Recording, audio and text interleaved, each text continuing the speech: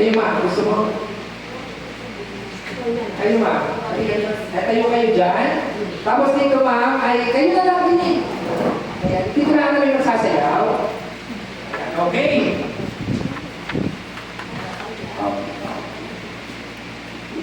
So, diyan lamang kayo sa una. And, I'm going to read a scenario and I'm going to ask you, kung halimbawa, sasagutin niyo yung A, kung kayo nasa A, B, or C. May babasahin po ako mga scenario. Pag sinabi ko yun, pupunta po kayo sa A. Kung halimbawa sa palagay ninyo, kayo yung nasa A. Ang situation yung A, or B, or the other C. Ayun po ang inyong gagawin. Nakuha niyo po. Nakuha ninyo. Tingnan natin kung ano ating gagawin. Kung ano magiging sagot nyo. Dito, wala naman tama at maling sagot. Kasi kayo yan.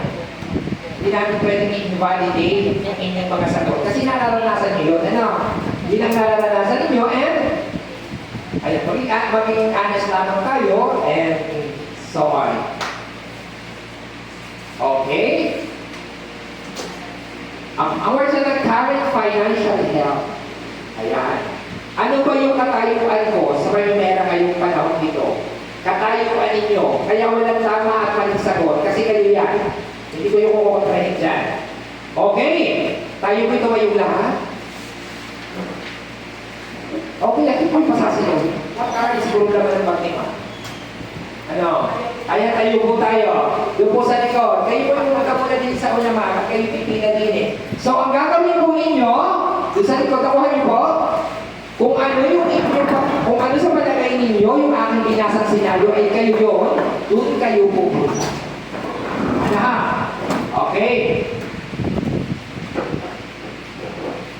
Alisin muna natin dito. Babasahin ko na.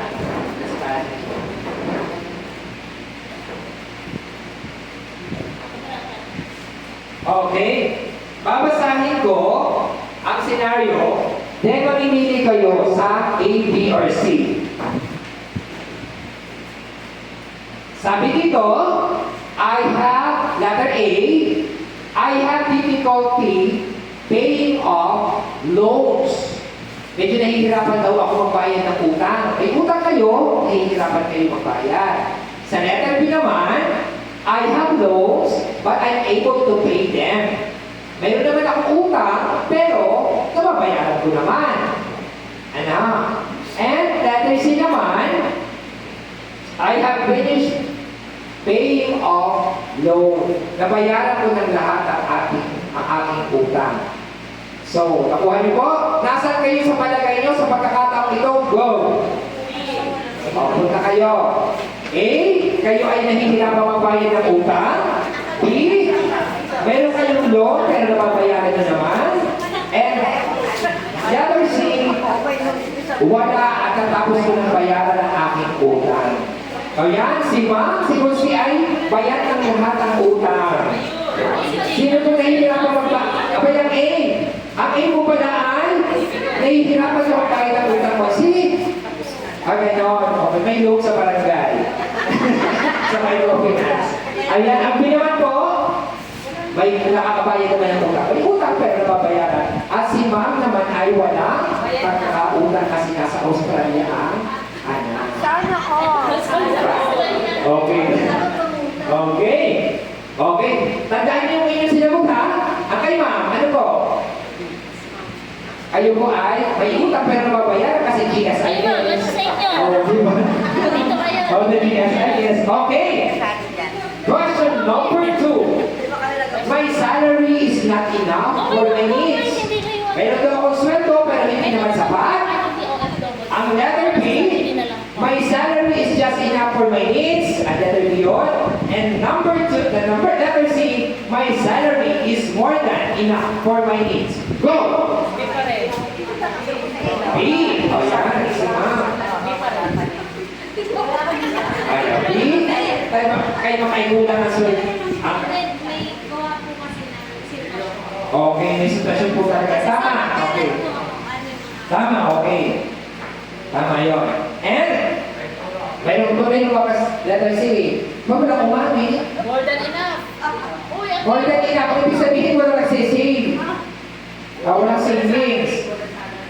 And number three, question number three, scenario number three, ang letter A, I do not have savings for emergencies. Wala daw akong savings para sa emergencies. And letter B, I have savings but withdraw it during emergencies. Nag-savings ako ng emergency, pero kasi na-withdraw ko na. And letter C, I have savings equivalent to 1/3, 1 to 3 months of my salary for emergency. Go! Wala talaga doon. Ayan. So, wala kayo talaga ng savings. Lahat ay kumusubos. May savings po kayo. Dito po walang savings. Ito si Mama ay talaga nagkuhan. Naging consistent talaga si Mama, no?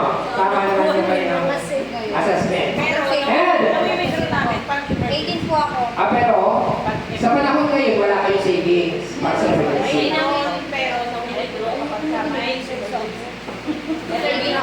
Okay, nag-withdraw din. Okay, yung scenario number 4, we cannot afford the hospitalization of any member of our family. Kung may nagkasakit, hindi nyo kaya ipagamot. Ayan. Okay, letter B. We can pay only for minor cases for hospitalization. May bawas, sinat-sinat lang, lagat-lagat lang, ano. At number 4, we have health insurance for my family and hospitalization. Sino may mga health insurance dyan? O yan, pumunta dito sa una. Ayan, si Sena, no? Ay, ma'am, kaya nyo, doon kayo. Kaya nyo. O, meron kayong maternity. O, wala ka na GSI, siguro maternity. O, meron naman yan. Okay, may MPL. O, may MPL kayo. At meron kayong, ano pa ba? Marami pang loan dyan na kukuha. And, number 5. Para lang, tinamad-namad lang kayong umalis din. Ang feeling ko lang, tinamad lang kayong mag-iibo. And number 5, I do not own my house. Oh. Hindi ko sarili ang aking bahay. Ayan, oh. At letter B, I own my house and still paying.